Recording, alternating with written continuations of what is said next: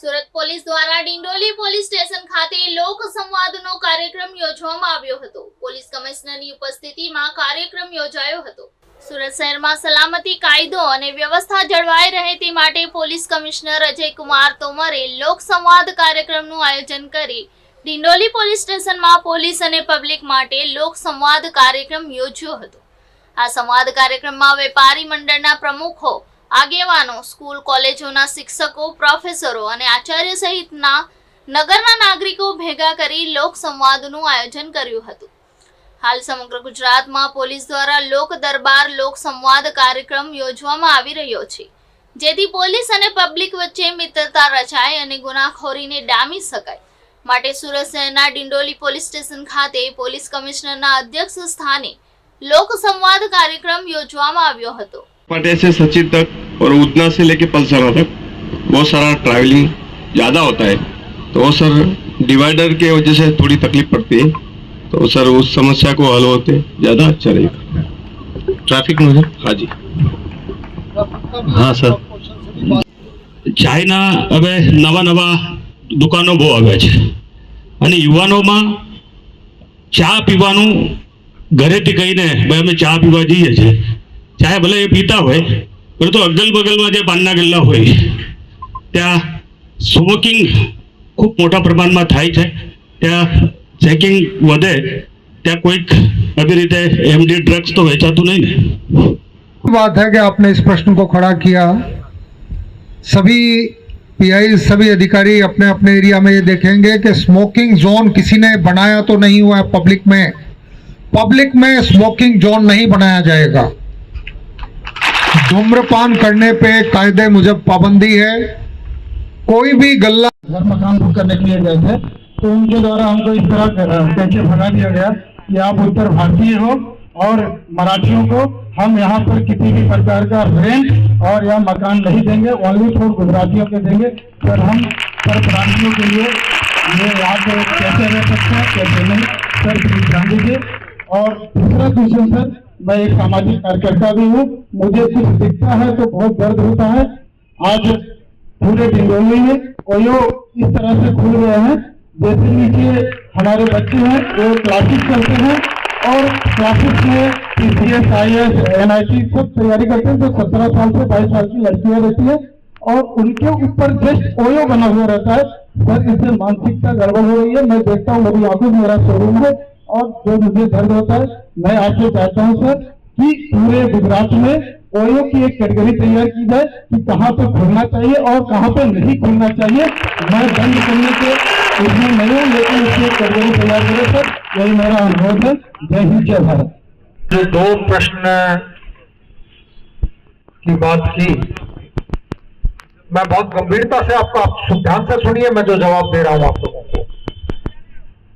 आप लोग सूरत में हैं, मैं खास आपको कहना चाहूंगा कि जब आप सूरत में हैं तो आप सुरती हैं, आप गुजराती हैं। और ये कमाल सूरत का है कि सूरत में लाखों लोग दूसरे राज्यों से आके यहाँ समृद्धि पाते हैं, रोजगार पाते हैं। सूरत के लोग वेलकम करते हैं, गुजरात के लोग वेलकम करते हैं। उत्तर भारत से तो मैं भी आता हूं और किसी भी आदमी के साथ भेदभाव ना हो, गुजरात सरकार हमेशा प्रयास करती है, सभी लोग प्रयास करते हैं।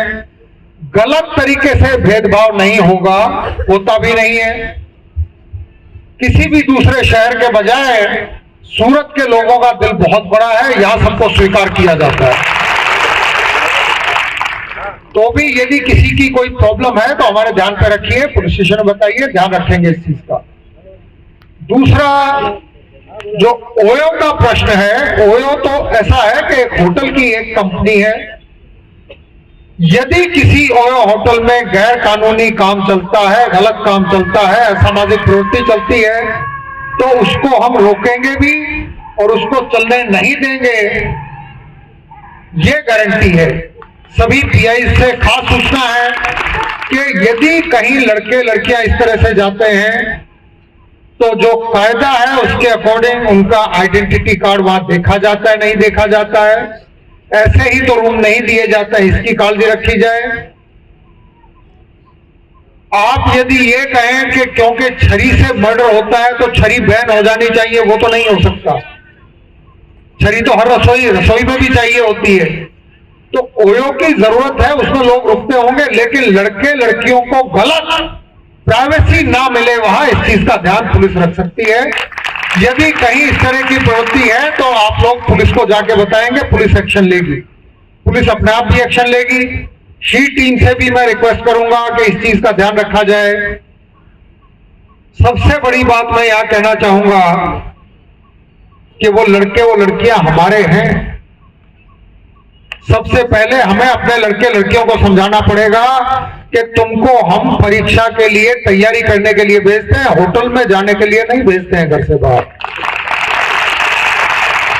यदि आप अपने बच्चों को संस्कार ठीक से दे ही नहीं पाते हैं, फिर कंप्लेंट करते हैं कि लड़के तो लड़के लड़कियां होटल में जाते हैं, तो वो बात इसका मतलब है कि दोनों तरफ 50-50% प्रॉब्लम है।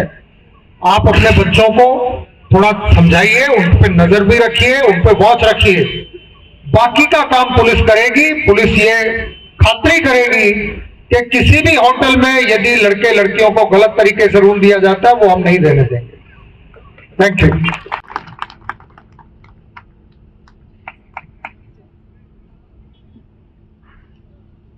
ये हम सब के लिए गर्व लेने की बात है कि ये हमारी वो महिला पुलिस की टीम है जो पूरे एरिया में, हर पुलिस स्टेशन के एरिया में एक एक सी टीम है कि वो यही देखती है कि शाकबाजी की जहां मार्केट लगती है वहां मंदिर के आसपास, पार्क और गार्डन में लगातार ये लोग घूम के ये देखते हैं कि कहीं किसी बहन को, बेटी को परेशानी तो नहीं हो रही है।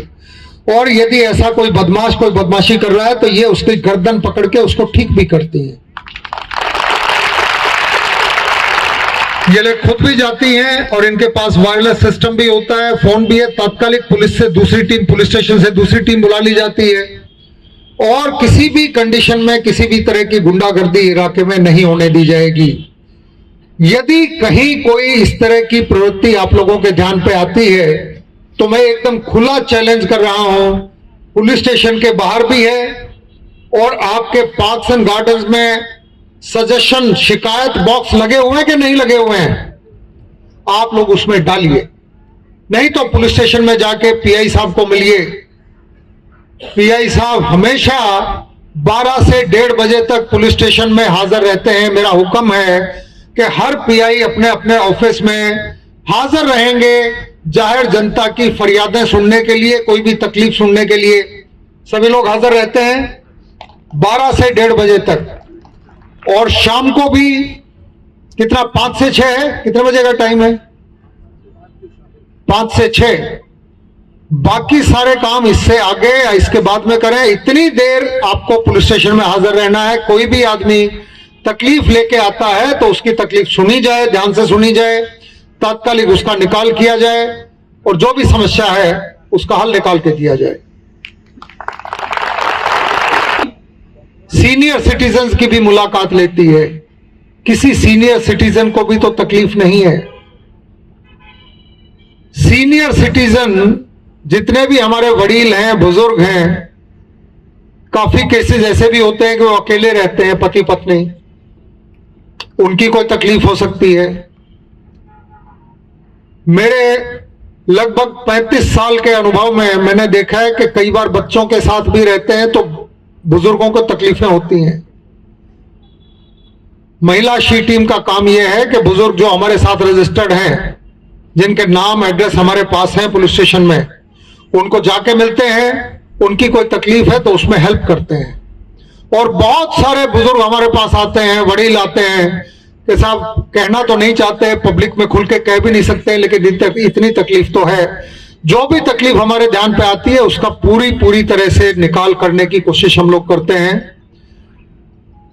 आप लोगों ने जो भी चर्चाएं यहां की, अब मैं इस बात प्रवचन को बहुत लंबा नहीं खींचना चाहता हूं, लेकिन मेरा यहां आके आप लोगों के सामने खड़ा होकर बोलने का एक ही उद्देश्य है कि सूरत शहर पुलिस के कमिश्नर के तौर पे, इस टीम का कैप्टन होने के नाते मैं आप लोगों को बताना चाहता हूं कि पुलिस का होने का एक ही मतलब है कि विस्तार के लोगों को कोई तकलीफ नहीं पड़नी चाहिए, कोई गुनहगार किसी को परेशान ना कर सके, कोई गलत प्रवृत्ति इलाके में ना चले।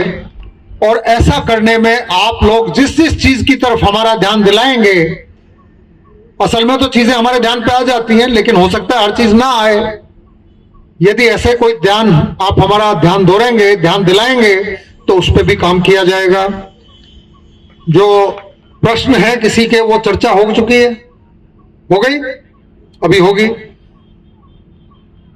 मैं अभी ये माइक आप लोगों को देना चाहता हूं कि यदि आपके इलाके में कोई प्रॉब्लम है तो बिल्कुल कम शब्दों में टू द पॉइंट बात कीजिए।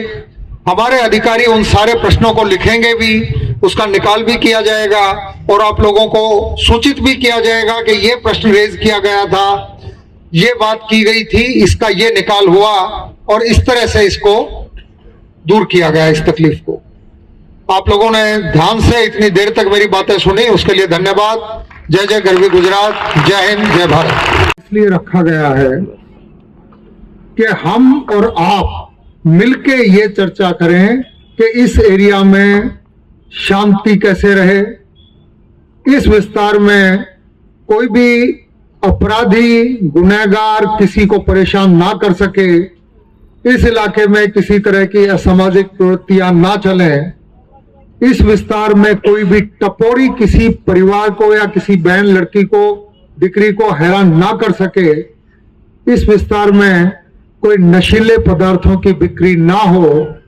और आप लोग जो भारत के अलग अलग प्रांतों से आके यहाँ अपनी आजीविका कमा रहे हैं, आप भी शांति से अपना काम करें और आपके बच्चों का भविष्य ज्यादा सुंदर बने।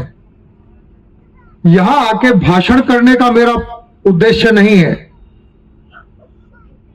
भाषण तो कहीं भी सुनने को मिल सकता है, लेकिन पुलिस का काम इस तरह से होना चाहिए कि आप लोगों की जो भी तकलीफें हों वो दूर हों। और वो दूर कैसे होंगी? जब तक कि आप और हम मिलके बैठ के चर्चा नहीं करेंगे, तब तक उसके बारे में पुलिस सिर्फ डंडा लेके घूम सकती है, पेट्रोलिंग कर सकती है। लेकिन किसी भी समस्या को, जो तकलीफ है, उसको समझना हो तो आप लोगों से बात करना जरूरी है कि असल में क्या प्रॉब्लम है, तकलीफ क्या है और उसका क्या समाधान हो सकता है, उसका क्या उकेल हो सकता है, उसको किस तरह से दूर किया जा सकता है। मैं पीछे देख रहा हूं, यहां एंट्रेंस पे मैंने देखा कि ड्रग्स के बारे में कुछ प्रदर्शनी छोटी रखी गई है, कुछ जानकारी वहां दी गई है। सूरत में समृद्धि है, काम धंधा सभी को मिल जाता है, काफी लोग काफी पैसा भी कमाते हैं व्यापार में, अलग अलग ट्रेड में, फैक्ट्रीज के मार्फत। बच्चों पे पूरा ध्यान नहीं दे पाते हैं क्योंकि सब लोग काफी केसेस में तो पति पत्नी दोनों काम पर होते हैं और बच्चे ऐसे में गलत कंपनी में पड़ जाते हैं। हमने कोशिश ये की है कि सूरत शहर में एक भी ऐसा बदमाशों का गैंग जेल के बाहर ना हो जो हमारे बच्चों को गलत रास्ते पर ले जाने के लिए प्रेरित कर सकता है। जितने भी 8 या 10 ऐसे गैंग थे जिनका नाम सुनने को मिला था, उन सभी को पकड़ के जो गुजरात सरकार का नया कानून है गुड सी टॉक, जिसमें ऑर्गेनाइज्ड क्राइम, टेरर एक्टिविटीज इनसे लगती हुई